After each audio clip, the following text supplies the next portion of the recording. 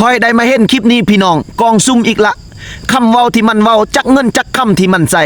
มีผู้ใดได้บอกเคยได้ไปฟังนำกันแจกเงินในกองตัวนี้ให้กับคนที่อยากได้เงินไปลินสงกรานต์ใครที่เลื่อนไม่เห็นคลิปนี้มาเอาได้เลยเด้อกองของขวัญตัวนี้ให้กับทุกคนเลยเด้อใส่เงินไปให้ทุกกองใส่อังเปาไปให้ทุกกองโลดีๆต้อนรับสงกรานต์ต้อนรับปีใหม่ลาวบ่ควรพลาดเด้อลูกค้าเพราะเฮาตั้งใจมาแจกเงิน5ล้าน10ล้านใส่ไปเลยเป็นมัดเป็นปึกแบบนี้แพ็คไปให้เลยเปิดขึ้นมาปุ๊บเห็นเงินแบบนี้เอาเงินเห็นคำเอาคำเห็นโทรศัพท์เอาโทรศัพท์ไปเลยคืนกำไรให้กับลูกค้าที่อุดหนุนเฮาที่ผ่านมาทุกกองย้ำแล้วย้ำอีกเขาใส่เงินให้ทุกกองและมีสินค้า4อย่างขึ้นไปแต่กองนี้เนาะ5ล้าน10ล้าน20ล้านใส่ไปให้เลยเน่เห็นแล้วบอกบัดนี้ฮู้แล้วบอกบัดนี้เนาะ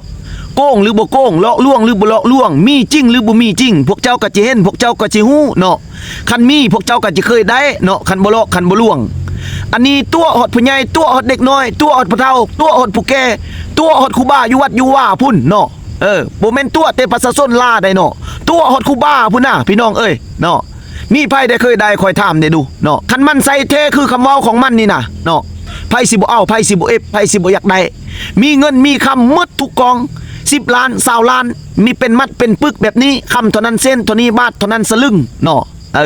คือใส่หมดทุกกองคือมันเว้านั่นเนาะคอยจะเอา200 300คอยก็จะเอา4 500คอยก็สิเอาบ่ติดนี้จักกิบเนาะพี่น้องเนาะบ่มีก็สิซอกคู่ซอกยืมนำพี่นำน้องเนาะเจ้าเอฟเจ้าเฮ็ดได้คอยเอฟรถคอยจะเอา3-400พุ่นน่ะคันใส่หมดทุกกองหั่นเนาะคือคำเว้าที่เจ้าเว้าหั่นเนาะคันเว้าลาอย่าสู้เว้าเนาะคันแนวบ่มีอย่าสู้ปากสุบหันมิดอยู่ดีๆเนาะคันบ่อยากทึกเขาด่าคันบ่อยากทึกเขาซาบเขาแซงเขาปล่อยเขาโจมตีเขาจมเขาว่าเนาะหาเงินแบบนี้น่ะมันบ่หังบ่มีมันบ่ลำมันบ่รวยมันก็ได้แต่เทื่อเดียวอันละมันบ่ได้ตลอดชีวิตดอกเนาะเด้อเฮ็ดอันใดให้มันสมมาภาควรมีก็ว่ามีบ่มีก็ว่าบ่มีจิตัวเข้าหาสแต็กหยังเนาะปากผู้คนบ่แม่นปากตัวมาบ่แม่นปากกินขี้ปากสแต็กเข้าเนาะมีก็ว่ามีบ่มีก็ว่าบ่มีเนาะพี่น้องคอยก็เคยทึกแล้วหมู่คู่เพื่อนมิตรสหายเสี่ยวเฮ้ยเนาะบางคนได้ 5,000 บางคนได้1,000กีบก็มีนะบางคนได้ 10,000 บางคนได้20,000อันเงินที่เจ้าใส่อันเนาะบ่มีไผได้หยังคำเว้าที่เจ้าเว้ามานี่ถือว่าโกงล้วนๆตัวยั่วประชาชนล้วนๆบ่แม่นแต่ประชาชนน่ะพนักงานทหารตำรวจน่ะบ่ว่าแต่เจ้าบ่ว่าแต่นายบ่ว่าแต่อยู่สถานที่ใดมุมใดเจ๊ได้เมืองใดแขวงใดสถานการณ์ใดอยู่บ้านอยู่ซองอยู่บ้านนอกของหน้าถ้าว่าบ่อนใดมีสัญญาณอินเทอร์เน็ตที่ว่าเอฟเครื่องนำเจ้านี่มันทึกตัวทึกโกงทึกลอกทึกลวงจนหมดฮอดผู้เฒ่าผู้แก่เด็กน้อยฮอดบ่อนผู้บ่นุ่งสลิปก็ยังทึกโกงคันผู้ใดได้เอฟเครื่องกองซุ่มนำเจ้าแล้วเนาะบ่มีหยังที่เจ้าเว้ามานี่เนาะหลายคนฮู้หลายคนเห็นเนาะแล้วบัดนี้พี่น้องเอ้ยเนาะคอยจะขอเตือนหมดทุกคนเว้าแล้วเว้าอีกย้ำแล้วย้ำอีกเพราะว่ามันมึนมันแค้นอยู่ในใจนะทุกคนเนาะพ่อแม่เอื้อยไอ้น้องผู้ใดก็เคยทึกตัวหมดเนาะแม่ค้าบางบุคคลบ่ได้เว้าความร่วมบ่ว่าแต่แม่ค้าบ่ว่าแต่พ่อค้าบ่ว่าแต่ผู้น้อยบ่ว่าแต่ผู้ใหญ่บ่ว่าแต่แม่ค้าออนไลน์บุคคลได้หั่นนะเนาะบุคคลเว้าบุคคลฟังให้ดีหูนี่บ่ได้เว้าความร่วมคอยนี่เว้าบางบุคคลเนาะแม่นตัวเทตัวว่าตัวนาจริงจังแท้ๆเลยพี่น้องถามคอยนี่นะคอยเคยไปอยู่นำแม่ค้ามาแล้วถามคอยนี้เนาะบางคนนะทำท่าว่าลูกค้านั่นโอนเงินให้เฮาเท่านั้นเท่านี้ค่าเครื่องเฮา300 400ล้านบ่หรือว่า100ล้านบ่7-80ล้านบ่คิดแท้โอนมาปึ๊บจังน้อยโอนกลับเอามาโซ่ให้ลูกค้าเบิ่งตัวเด้เนาะอยากให้เขาฮื้อไปซื้อสินค้าตัวเองได้ตัวเนาะแล้วบัดนี้พี่น้องบางบุคคลอีกเนาะบ่ว่าแต่ผู้หญิงผู้ชายแก่นตาตัวเองเห็นกับตาทำท่าว่ากองซุ่มตัวนี้ได้ iPhone ได้ iPad สิได้เงินเท่านั้นล้านเท่านี้ล้านเนาะถ่ายรูปถ่ายห้อยถ่ายคลิปไปจนฮอดเฮือนเขาพุ่นเนาะว่าผู้นี้เป็นผู้โชคดีได้เงินได้คำตัวนี้ดีใจบ่ครอบครัวนี่นั่นเขาก็ทำท่าเฮ็ดแล้วเนาะเฮ็ดคลิปเด้เนาะเขาจ้างเด้เขาจ้างเฮ็ดคลิปพี่น้องคอยคอคลิปนำเจ้าเด้อฮอดเฮือนฮอดซ่านส่วนหลายเขาจะเอาเป็นเคล็ดนอกธรรมดาดอกมันเบิ่งมันจังคือดิคนจังสินับถือว่ามันมีจริงมีแท้เนาะประมาณนี้แหละเฮือนคาดตัดเปธรรมดานี่แหละคนบ้านนอกเฮานี่แหละเนาะที่เขาไปถ่ายคอยคอถ่ายคลิปนำเจ้าเด้อคอยจะให้เจ้าตัวนี้ล้าน2ล้านบ่3ล้านบ่ต่อคลิปนึง4ล้าน5ล้านบ่สิเขาก็เฮ็ดเนาะคนบ้านนอกเฮาเนาะเฮ็ดคลิปแล้วเขาเอาคืนหมดเนาะเป็นเงินเป็นคำเป็น iPhone iPad อันอยู่ในกองเนาะเขาเอาคืนหมดเขาเอาเงินให้จำนวนที่ว่าได้ตกลงกันเท่านั้นพวกเจ้าอยากฮู้มาถามบักจ้านี่บักจ้าอันนี้น่ะฮู้ยังเนาะถามอันนี้อยากฮู้น่ะนั้น อันนี้คนตรงปกบ่แม่นตะมาตรงปกเนอะพวกเจ้าจิเสื้อก็เสื้อบ่เสื้อก็แล้วคำเว้าของคอยนี่ทุกอย่างนี่คอยเว้าออกไปนี่บ่เคยโกงบ่เคยหลอกลวงผู้ใดบ่เคยตัวบ่เคยยั่วบ่เคยแบวคอยหากินโดยสุจริตได้เท่าใดคอยกินเท่านั้นเลี้ยง10ครอบครัวไปเท่านั้นสิเป็นหยังคอยจึงออกมาเว้าคอยจึงออกมาบรรยายให้พวกเจ้าฮู้หมดทุกคนเพื่อว่าอยากให้เป็นการยุติธรรมแล้วเป็นการสอบธรรมให้สังคมบ้านเมืองเฮามีความจบงามสวยงามบ่ได้ตัวบ่ได้ยั่วบ่ได้หลอกลวงโกงเงินทรัพย์สินพ่อแม่พี่น้องประชาชนเนาะมันเป็นคนบ่ดีเนาะพี่น้องเนาะเจ้าก็ตัวคอยก็ตัวจักหน่อยมาแม่ค้าออนไลน์ทุกๆคนจะนำก้นเจ้าไปทึดๆเขาเฮ็ดแนวนี้เขาได้เฮาก็เฮ็ดแนวเข้าเด้ยเอาไปเอามามัน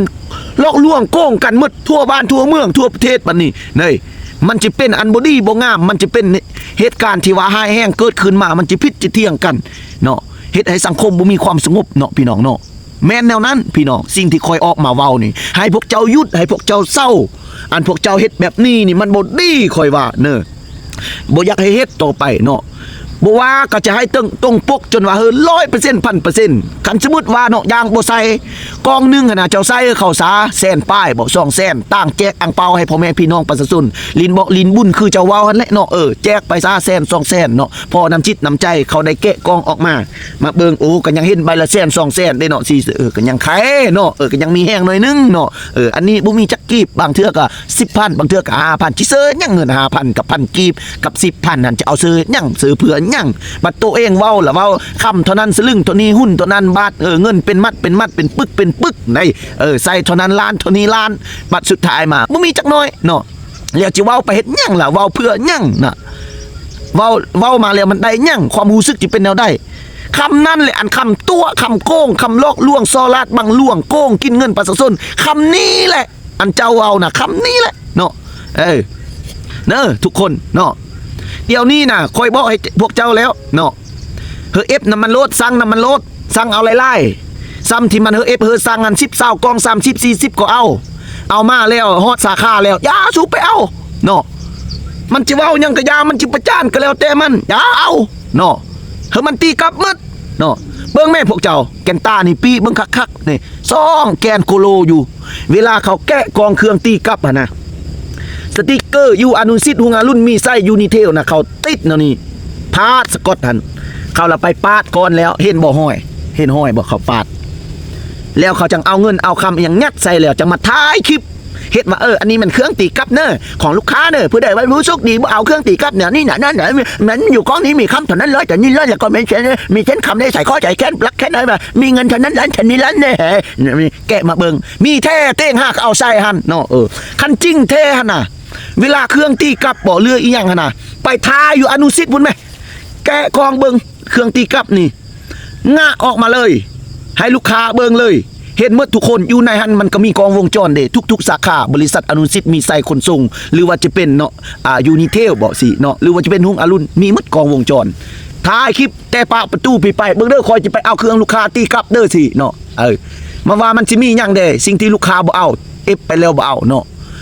ย่างไปฮอดแล้วเพื่อตัดต่อวิดีโอย่างไปฮอดเลยถ่ายปุ๊บแกะกองออกมาปั๊บเนาะว่ามันมีหยังจังสิเห็นอยู่หันเจ้าอย่าตัวคอยนี่บักจ้านี่มันฮู้หมดสิ่งที่เจ้าหาเงินหันคอยฮู้หมดแล้วบักโง่นี่ฮู้หมดน่ะคอยบ่ได้เรียนหนังสือคอยป.1 ครึ่งปีเนาะแต่คอยฮู้หมดสิ่งที่พวกเจ้าเฮ็ดนั่นตัดต่อคลิปวิดีโอกันเนาะแน่คนบ่ลอกบ่ลวงคนบ่ซอกบ่โกงผู้ใดนี่เนาะไผเอาไปกินก็ดีหมดยาตั้งทรงของคอยเนาะความดันไขมันเนาะไขมันหัวใจไขมันหลอดเลือดความดันขึ้นสูง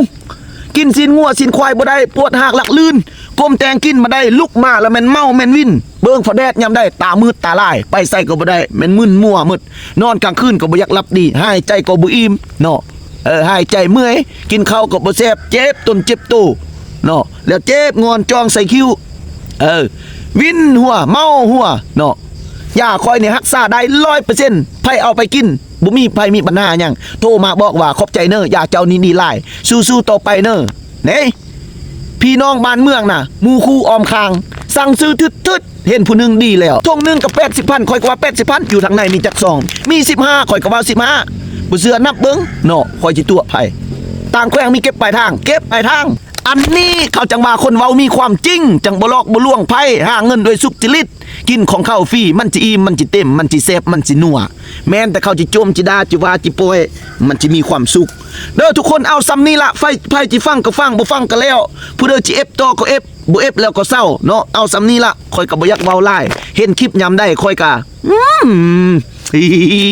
เอานำเนอะละยังมาแถมอีรถยืมก้นเอาขอบใจทุกคนที่สนับสนุนบ่าวพรวิไลฝากกดไลค์กดแชร์กดติดตามบ่าวพรวิไลเด้ออันโปมือพวกเจ้ายาสู้ขี้ที่หลายเห็นคลิปคอยยามได้กดคอยแด่กดไลค์กดแชร์ให้มันเห็นเนาะพี่น้องเนาะ